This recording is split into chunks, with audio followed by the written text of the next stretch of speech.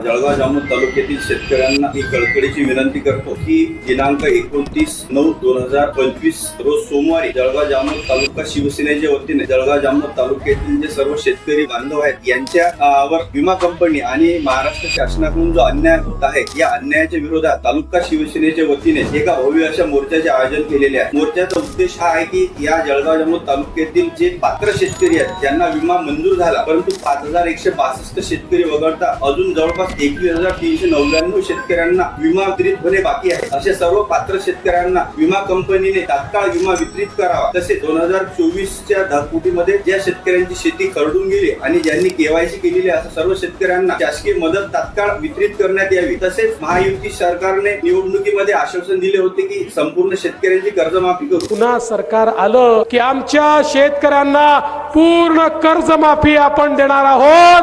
तर संपूर्ण शेतकऱ्यांची विनाट कर्जमाफी करण्यात यावी आणि सततच्या पावसामुळे जे शेतीच्या प्रचंड प्रमाणात नुकसान होत आहे त्या अनुषंगाने जळगाव जामोद तालुक्यासह जिल्ह्यामध्ये ओला दुष्काळ जाहीर करण्यात यावा। या सर्व मागण्यांकरिता संपूर्ण शेतकरी बांधवांना विनंती आहे की आपण पक्ष जात भेद विसरून आपण कुठल्या पण पक्षाचे असावा परंतु शेतकऱ्यांच्या मागण्याकरिता आपण या मोर्चामध्ये बहुसंख्येने सहभागी व्हावे अशी या ठिकाणी मी आपणास कळकळीची विनंती करतो।